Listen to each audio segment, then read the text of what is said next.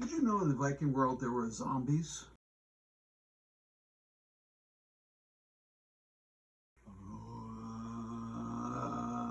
Brains! A Draugr is just another form of a troll. Trolls are anything magical in Scandinavian mythology. Look at the different words they have in Scandinavia for magician or sorcerer. They have trolleri, trollkunster, trollman, trollhammer. These are all just anything to do with magic. Troll just says magic. So trolls do cover zombies because they are kind of magical. They can be shapeshifters. They increase their size because it's kind of like a bloated corpse. Also, they're magical. They could appear in the woods like a wizard. Just think of maybe like Gandalf the Grey if he didn't really come back and be friendly and his nose fell off. Not that pretty, pale blue. Well, maybe not gray like Gandalf, but the pale, like corpse blue or pale white. So when a body is going to be brought outside of the house after it dies, they would actually cut a hole in the wall of the house and bring the corpse out that way and rebuild the wall so the corpse can't remember how to come home again.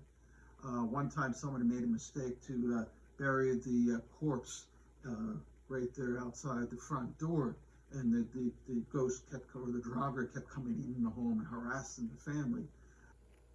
Sometimes you got also something similar to a Draugr is a mound dweller. You know, you would bury an important man inside of a mound, a hill, and have an entrance that you can put him in. It's kind of like a hobbit house, you know, like the hobbit house for the dead.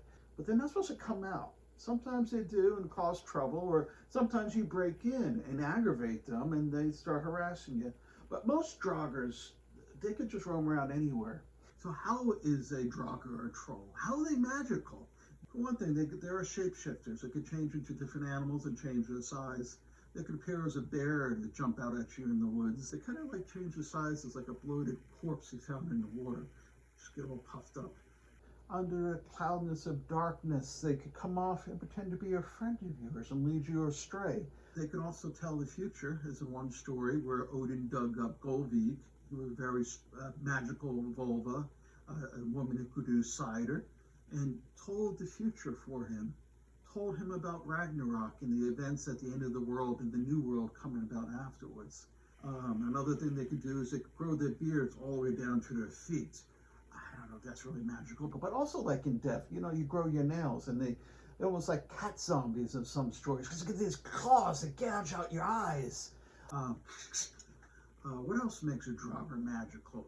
They're kind of like the vampiric in a little ways, but they don't really suck the blood, but it is contagious. So there was Glamour, who went out in the field to protect it from a ghost that was harassing all these shepherds, and the ghost killed him. And he came back, Glamour came back as a Draugr. A ghost is something immaterial though, like a moonbeam, something just that could walk through walls, where a Draugr has a body. It's still corporal in death. They can really hit you over the head if they wanted to. You know. The only way to kill a Draugr is to cut their head off. It was a violent world back then. Even after death, it'd still be a little violent. I read somewhere, it seems to be more modern, maybe 18th century connotation to Draugrs, like to drag. You know, like they were slow walking. Another reference later on was that they're kind of like an idiot. You know, like kind of the, we get it from the zombies later on in the movies. Did you ever get confused when they talk about fairies? And one instant they talk about a little garden sprite or something like that, and then the next they talk about an elf that's bigger than we are. Well, fairies is just, you know, the connotation is anything magical in the fairy world. They have brownies and hobgoblins and leprechauns. And in Scandinavian tradition, we have the Nissa of the Tomte. They're little ornery bastards. You would wish you met a Draugr instead of Nissa or Tomte who didn't get his Christmas porridge. Little fucking Nissas. The only thing worse than them maybe would be a Kulikan, a drunken leprechaun who didn't get his green beer on St. Patrick's Day. Fucking Nissa.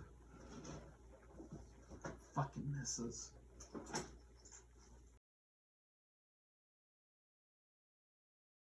You know better.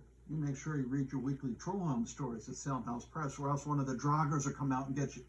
The hell with the Draugrs? The fucking Nissa will come out and get you.